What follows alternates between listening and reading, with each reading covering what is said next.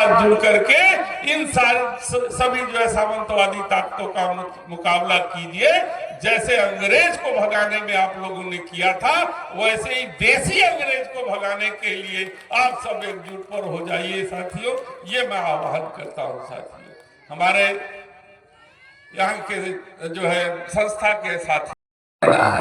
इस देश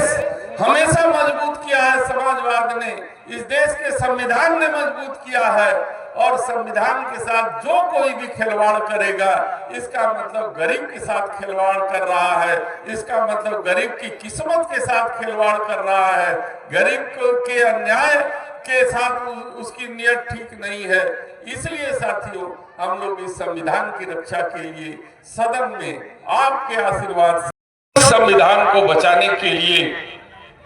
हमारे राष्ट्रीय अध्यक्ष जी ने हमें मंत्र दिया था। उस नारे के साथ, उस मंत्र के साथ लोगों को समझाते रहे और कारवां जुड़ता गया, और जो लोग 1.5 लाख 2 लाख से अपनी जीत का दावा करते थे उनको हम लोगों ने बता दिया कि जीत कैसे होती है। और जब समाज का कमजोर तबका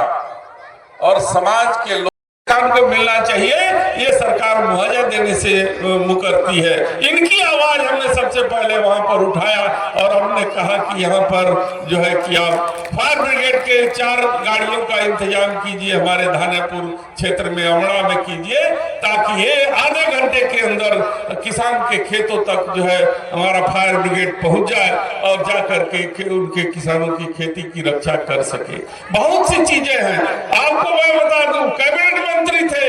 आदरणीय महेंद्र नाथ पांडे जी, उन्होंने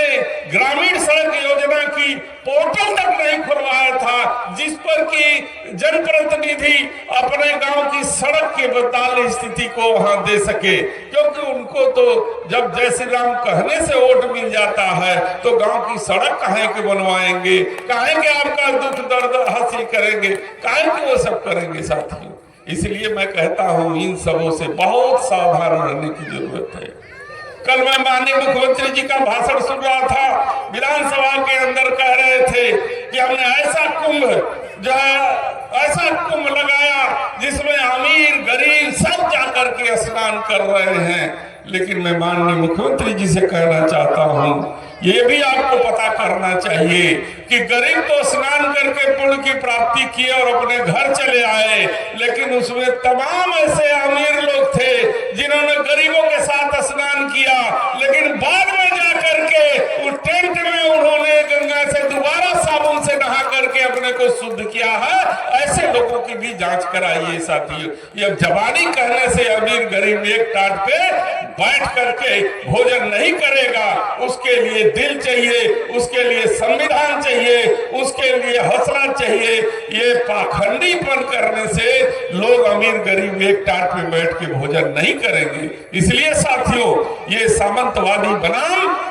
गरीबों की लड़ाई है, ये स्वाभिमान की लड़ाई है। आप सब पीडीए के साथ जुड़िए, आप सब पीडीए के साथ आइए, अपने बच्चों की शिक्षा के लिए, अपने बच्चों के स्वास्थ्य के लिए, अपने मान और सम्मान के लिए।